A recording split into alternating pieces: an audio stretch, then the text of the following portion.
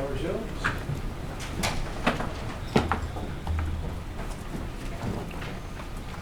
The Pacific Salmon Commission workshop report from the June 2010 symposium dated August 2010 is both Exhibit 73 and Exhibit 203. It's in twice.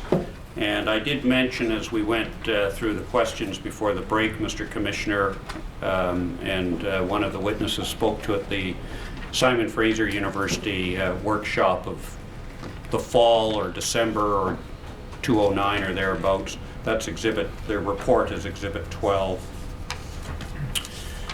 I have a question now of both Mr. Bevan and Ms. Farlinger. I'll start with you, Ms. Farlinger. What has been learned from the WSP to date? Well, I think I should say that the review that's going on currently will certainly tell us some things that have been learned, but... Just pausing for a moment, is that the identified independent review that you spoke of yesterday? Yes, that Okay. is.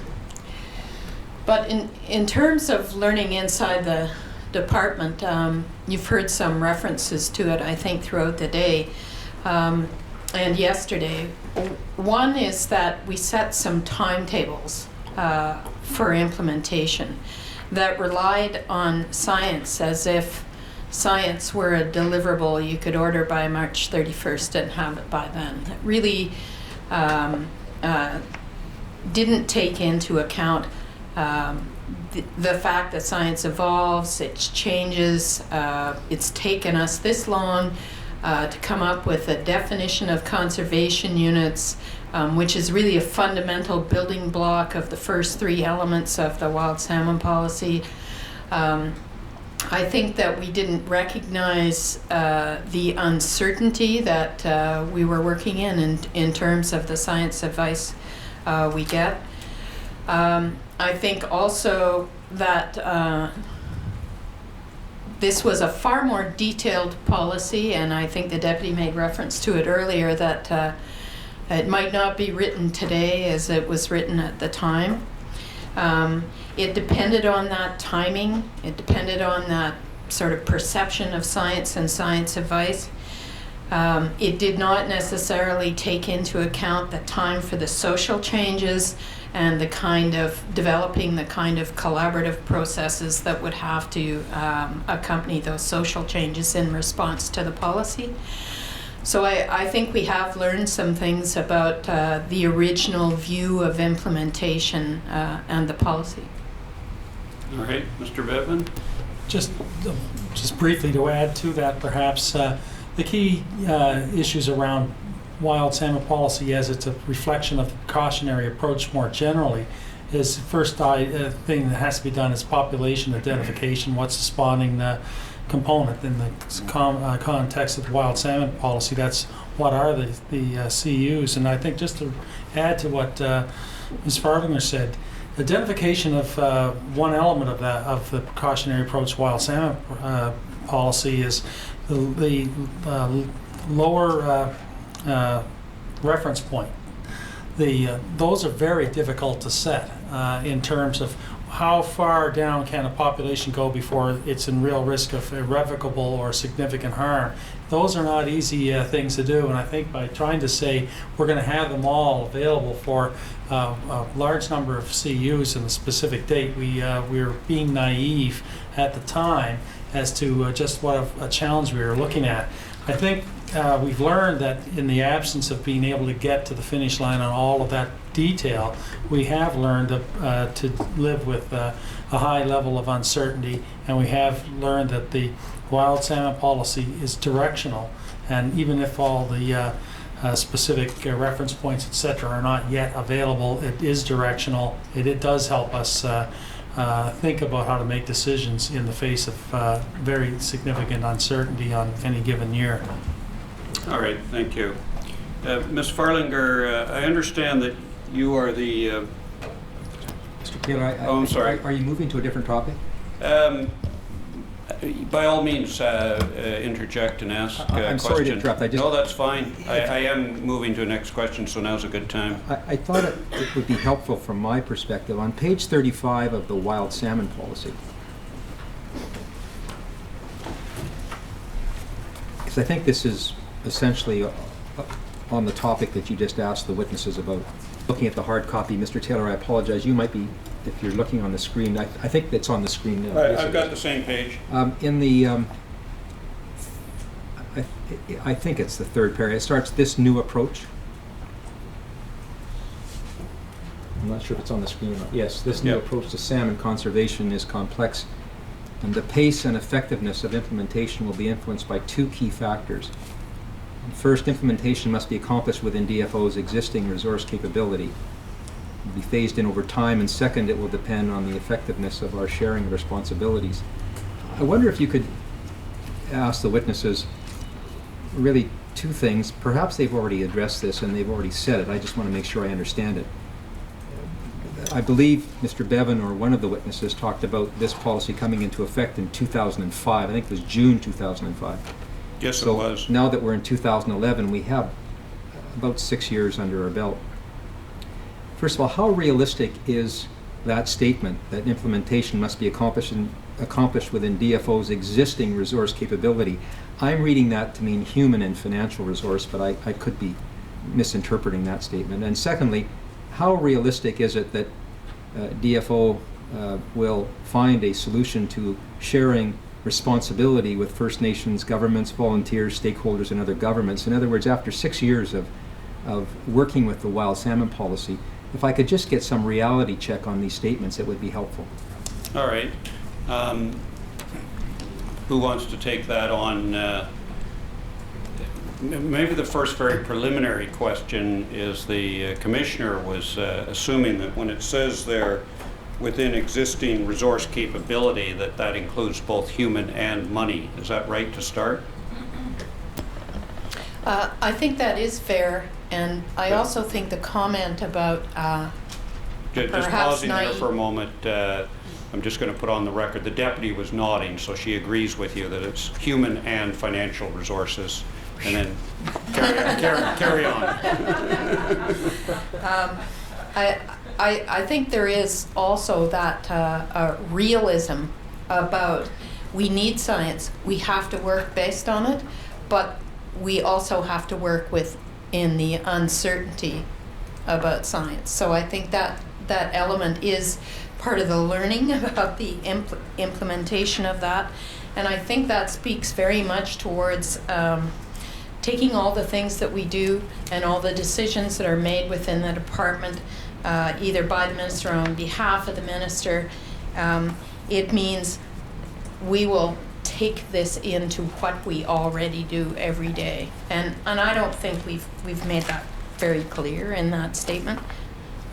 I think what the what the Commissioner is getting at, though, is the Commissioner, if I understand you, Mr. Commissioner, you're pointing to that first and that second, and they say what they say, but is it really realistic to think that doing it within existing resources is a good is that a good or bad reality check, and is it realistic to expect that there will be sharing of responsibility? Is that the gist of what you're asking? Precisely.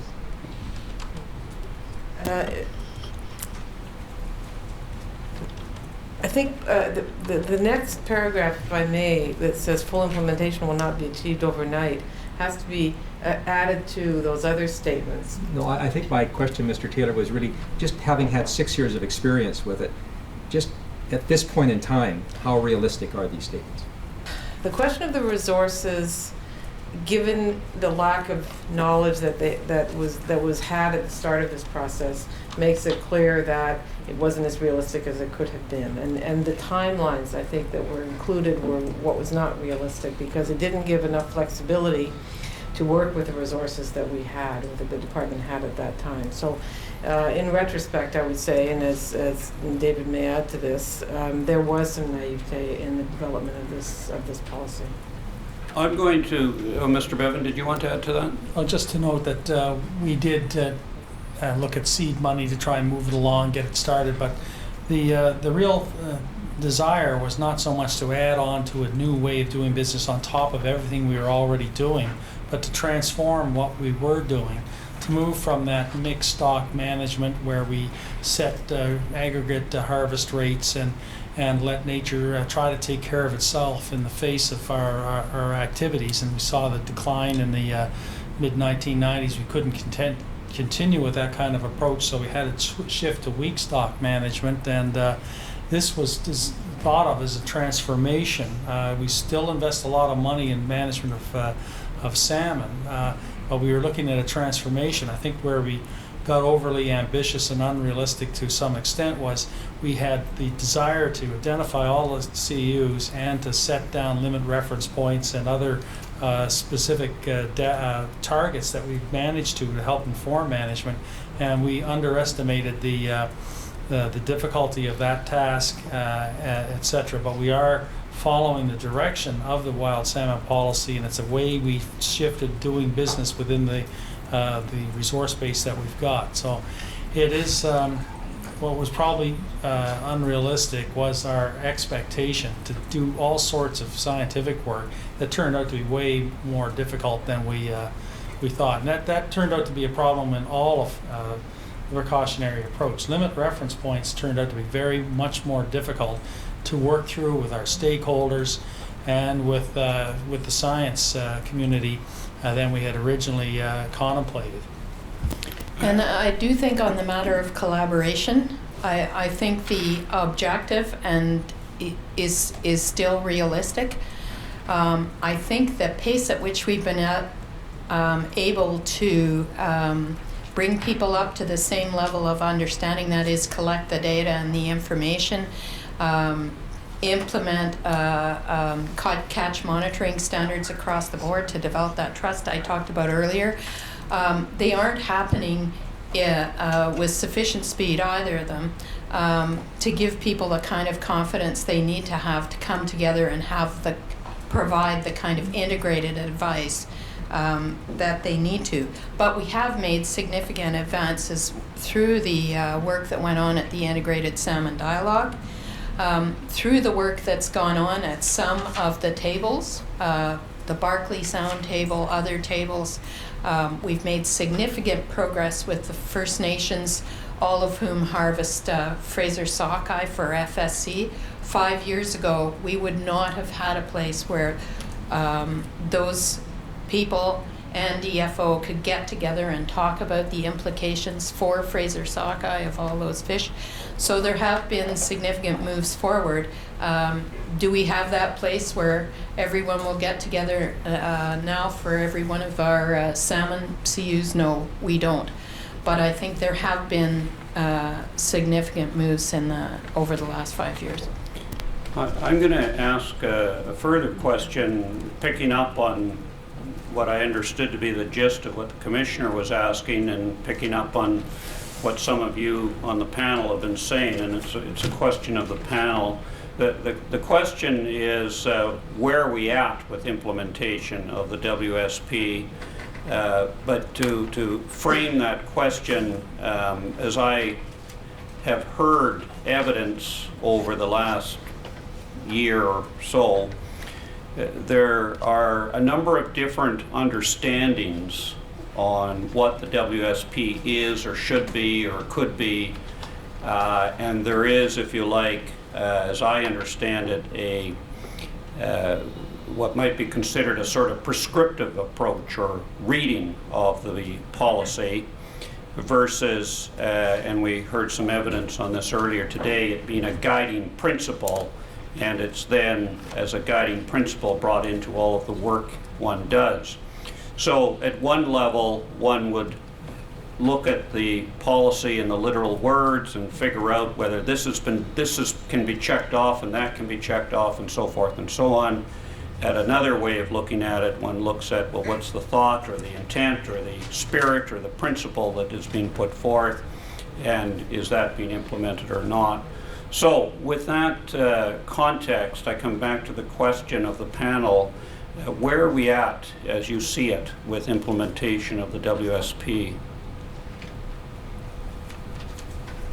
I'll turn it over to Sue Farlinger in a second. I think we're definitely there in terms of the kind of advice that we're providing to the minister, in terms of the kinds of harvest rates that we're recommending and the measures needed to protect co-migrating weak stocks. I would suggest to you that the directional the policy has pointed us in that direction, and we are going in that direction. I think I'll leave it to Sue to talk about the specific targets that we set for ourselves, etc. Clearly, there's a way to go on that, but I would suggest that in the last few years, our actions have demonstrated that we are reflecting the spirit of the WSP in our actions and in the decisions that we are taking, and that in the recommendations that we are giving to the or making to the minister. Ms. Farlinger? Well, I'd have to agree with David that if we look at the specific strategies 1 through 6, we were very ambitious in terms of each one of those. I do think that the policy needs to be implemented in a way that understands that data collection, the decisions about conservation units, various things, various elements of this policy will continue to evolve and change over time. And in Strategy 5, which is the annual fishing plan, we will always have to take what we have at that time and make decisions and provide the best advice on the basis of that. And in that, we, as David has said, are operating consistently with the policy. I think we need to clearly, in terms of developing the strategy and differentiating between science advice and the management actions that are taken or the management decisions, whether they range from allocation through the operation of the fishery.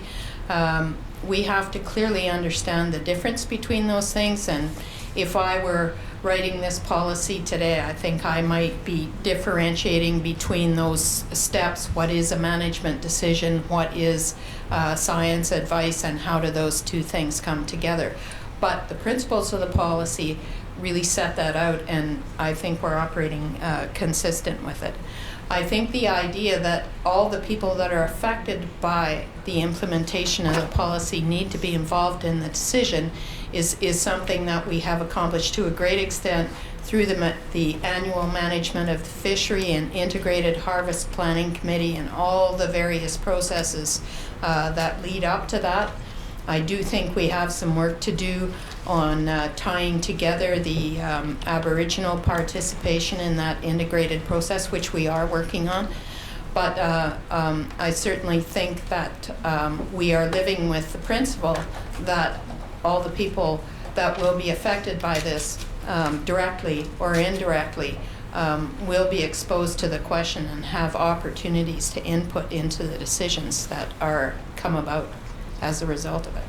Along some of the same theme, I'm going to turn now to tab 9 of Canada's Book of Document, and after that to tab 10. These are extracts of testimony of Dr. John Davis. He's a gentleman known to all of you, I'm sure, and was the RDG at one time and then is now retired. At tab 9 in the transcript at page 40, he's given some evidence on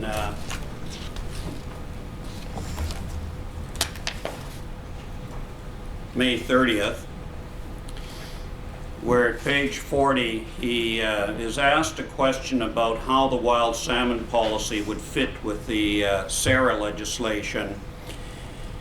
And he says that the nature of the wild, this is about line 9 on that page. He says that the nature of the wild salmon policy is to address weak stock management. It's all about trying to decide which components of the individual very complex fish runs need to be managed. Hence the concept of conservation units under the wild salmon policy.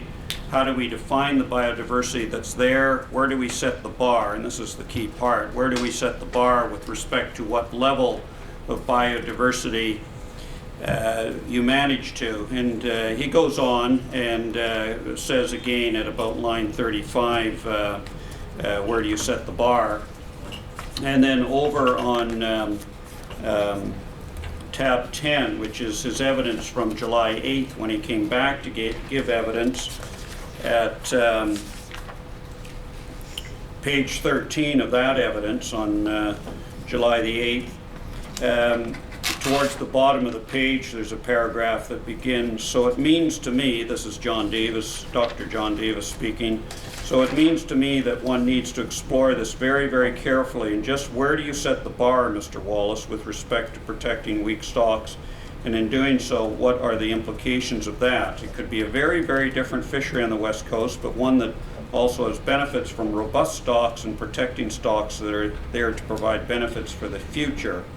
And I think it's very much going to boil down to questions about, can we get consensus about the trade-offs that need to be made? Can we get the kind of buy-in from the different groups that are involved in the fishery, and so on? And I think you can see what he's saying there. With that, what's your reaction, or what comment does the panel have on that? And in particular, what do you say about where to set the bar, and how do you do that? I think that there were very good questions raised in this testimony. Clearly, that's what we've been struggling with for a number of years. You've heard that we are looking at dealing with the uncertainty, dealing with moving our thinking from managing aggregates, managing groups of a population, and dealing now with the impacts of fishing on co-migrating weaker stocks. And that's what the wild salmon policy is about. But it also gets us into the area of the species at risk, where the species at risk is a very prescriptive piece of legislation, and we have to make very careful decisions in managing our response to recommendations from COSEWIC relevant to marine populations, and there's got to be a discussion in that process with society as to how much cost they're prepared to bear in terms of foregoing economic activities. And it's not just fishing, it could be foreshore development or all sorts of other activities that would have to be curtailed in the event that we're looking at every single recommendation in every population. And that's the same kind of question you have under wild salmon. So I think the issue here is that we are moving towards protection of weak stocks. We are moving in that direction. And the question that is posed by Mr. Davis is, how far is appropriate, and how far are we as a society prepared to go in terms of curtailing our activities in the marine environment, or in the river systems, or on land in the watersheds? How far are we prepared to go to achieve the outcome? And I think that's the discussion and the debate that we have been having in the course of making management decisions, whether it was response to Cultus Lake and Sackinaw Lake in terms of can they be rebuilt? If so, what's the best approach? We chose the approach of using the Fisheries Act rather than the Species at Risk Act, due to the costs of going down the latter path. And I think with respect to the wild salmon policy, it's a question of how far are we prepared to go in curtailing activities on healthy stocks in order to protect the weak stocks. And I think you've seen our actions in the last number of years reflect a shift in that balance, but we haven't landed 100% on a formula or anything of that nature. It's a decision that's taken in the context of the time when you're looking at these choices between protection of a population. We don't want to be in a situation where we use today's current events, current ecosystem, where one stock is currently strong, and fish to that, and then eliminate options for the future, where in future conditions, stocks that are currently strong may be weak and ones that are weak may be strong. So we need to keep the balance right so that we maintain biodiversity and have more robustness in out years to respond to changing ecosystems.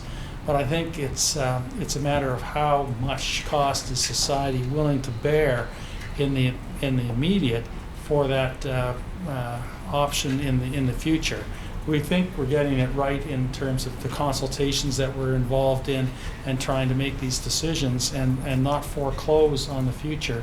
And certainly in the British Columbia context, we have a much more balanced dialogue going on because of the different views. It's not just people benefiting from putting things at risk that are involved in that dialogue. It's ENGOs and communities and First Nations and so on. So we have a much richer dialogue in the British Columbia context than we do in some other parts of the country, but it does boil down to just what Mr. Davis had said. What's the collective view as to how far we're going to go down the spectrum of taking fairly draconian actions on people's activities in order to protect weaker stocks. So, Ms. Farlinger, it's 10 to 4 on a Friday afternoon, and the Associate Deputy has framed the issues well and offered some comment, and as the Regional Director, you have the challenge, of course, of what now, and I'll let you say what you think with regard to what Dr. Davis has been saying, and how you handle that, how we all deal with that. I'll do my best to be brief. I think. Well, it's an important area, so by all means, take what time you think is needed. The central question, which Dr. Davis points out that is central to the wild salmon policy, is what is the trade-off between biodiversity and yield? So biodiversity is hedging against the future and things that may happen there that we can't predict now. And yield is what do we see coming back that people want to harvest for cultural, for recreational, and for economic reasons. That is the trade-off. And I would reference the report of the Skeena Independent Science Panel. This is a report that was prepared by a number of scientists at the request of the department in BC in 2008. And that panel spent a good deal of time in their deliberations and their report exploring these issues. Looking at, for example, what is the science around this, the various models that can be used to say when you're just actually fishing a stock at something less than the highest yield versus threatening that stock with extinction. And it won't surprise you that the things that come out in that report is you can make a lot of choices about that because there's uncertainty around the science at that level. Right. And so I would say that basic question there is an attempt to address it from a science point of view in that report, and I think it's informative.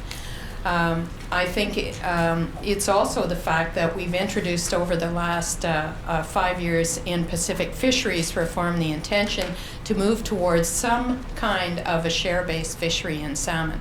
And why have we done that? So we can provide the tools for those people with an interest in salmon, commercial, cultural, or recreational, can be in a position to have a decent, in this case, commercial fishery, but fish in a way that deals with that trade-off between biodiversity and yield. So when we talk about the advantages of a share-based fishery, we talk about being able to prosecute the fishery in a way that avoids weak stock, that helps us optimize the protection of biodiversity while still allowing people to make a decent living to meet their cultural and other requirements. And in fact, what we're trying to do through some of the programs in PICFI is produce the tools that will allow people to get together and make the kind of decisions about their advice that then will allow the department to make the required management decisions. At this point, we make those decisions each and every year, and what this policy calls for is a long-term strategy. So I think you have to think about, do we have the right tools? Is the mixed stock fishery, which is something we've had for well over 100 years in BC, the right tool to manage salmon? And I just would say that it is a complex problem, and it has been addressed to some level with respect to the science panel advice on Skeena. And this is the core of the issue and the strategy for, and that conversation that needs to be held in a rather more public forum in order to inform the minister. All right, thank you. Mr. Commissioner, the Skeena report that Ms. Farlinger is referring to is Exhibit 944. I'm going to turn to another area and ask you, am I correct that you're the Chief Commissioner for Canada on the Pacific Salmon Commission? That's right. And can you say what that position is? I think there's some evidence on that, but if you could just explain briefly the structure and what the commissioner or commissioners are. The Commission implements the terms and conditions of the Pacific Salmon Treaty. The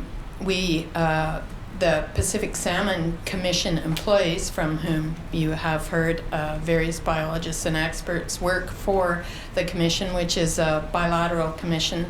There are commissioners, an equal number of commissioners from both sides, from the United States and from Canada, and it is specifically aimed at the management of salmon stocks that are co-fished and come from one country or the other that are intercepted by that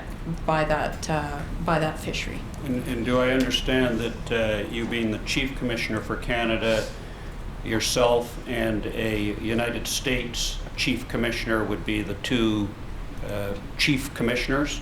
That's correct. And as a result of that position, wearing that hat, if you like, as distinct from your RDG hat, I understand that you have knowledge of what the Pacific Salmon Commission is doing and following up on with respect to the June 2010 workshop, do you? I do. And what is being done by the Pacific Salmon Commission to follow up? We've heard quite a bit what DFO is doing, Dr. Richards in particular. What's the Salmon Commission doing? The Salmon Commission, which is of course supported by DFO in Canada and also the province of BC and the United States and too. In the United States by their regulatory agencies from both the states and the federal agency, have directed the Commission to follow up on the workshop. And what is currently going on is an inventory of the work across not only DFO, but as Laura mentioned, the academic community and otherwise, with respect to the key areas that were identified as potential causes for the decline of sockeye. That inventory of work and the progress on it will be reported back at our executive session in October of this year. And it is certainly being discussed at the Commission as to how that inventory will be put into place to get the information out to the broad science community about what those priorities are, but also who is working on what and where are the opportunities to close some of the gaps that were identified, not only in the PSC salmon workshop, but as you've heard from Laura, some of the follow-up that's been done on both sides. All right, thank you. Just a couple of quick things as we approach the top of the hour. May we go to tab 41 of Canada's Book of Documents? Letter of September 22nd, 2009 to you, Deputy, from Wayne Waters, and you recognize him as being the clerk of the Privy Council, I take it? I do. And is this the letter that appoints you as the champion of science for the federal service? Yes. May that be the next exhibit, please? Exhibit 1925. And then if we turn to tab 44 of Canada's Book of Documents, we have a very colorful, what I believe is a media article. Do you recognize that, Deputy?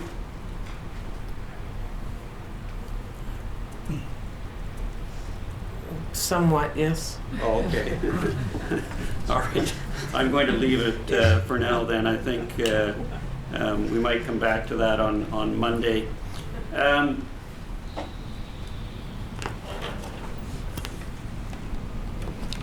going to launch into something that will take a few moments, so it's probably best if we may adjourn. By my count, and Mr. McGowan or Ms. Chen will correct me, but by my count, I have 40 or 45 minutes on Monday.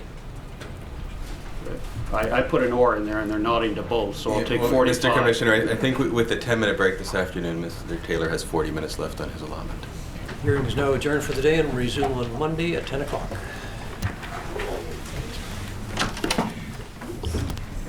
So,